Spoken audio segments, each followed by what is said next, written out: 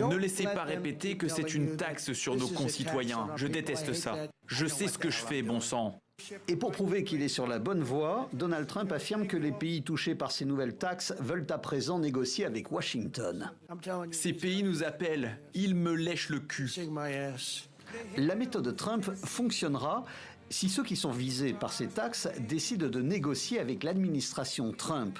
Si en revanche ces pays contre-attaquent, l'effet sera brutal sur les entreprises américaines et leurs exportations. Mais il sera aussi brutal sur les consommateurs américains. Les États-Unis importent par exemple une part croissante de fruits et légumes frais. Bon nombre proviennent du Guatemala, de l'Équateur, du Costa Rica. Tous ces produits de première nécessité sont soumis aux nouveaux droits de douane et donc appelés à augmenter dans les commerces américains. Comme dans ce supermarché où l'on sait déjà que le fait de remplir le caddie va devenir de plus en plus cher. On s'y résout, plus ou moins. Les droits de douane vont fonctionner. Nous allons les utiliser pour négocier des échanges plus équitables.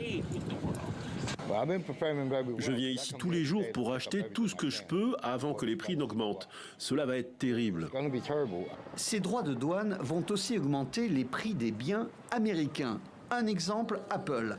La marque est 100% américaine, mais beaucoup de composants de l'iPhone viennent d'Asie. Ces modèles, assemblés en Chine notamment, sont donc désormais lourdement taxés lorsqu'ils arrivent sur le territoire américain. Si la firme décidait de répercuter le coût des droits de douane dans ses magasins, le prix de cet appareil pourrait passer de 1200 à 2000, voire 3500 $. Ces clients new-yorkais seraient-ils prêts à dépenser cette somme? Pour un iPhone, je ne le ferai pas. Ah non, jamais.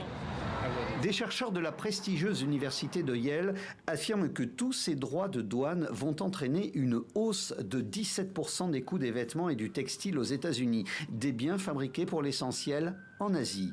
Selon ce centre de réflexion, ces augmentations de prix pourraient cette année faire perdre en moyenne aux ménages américains 3800 $.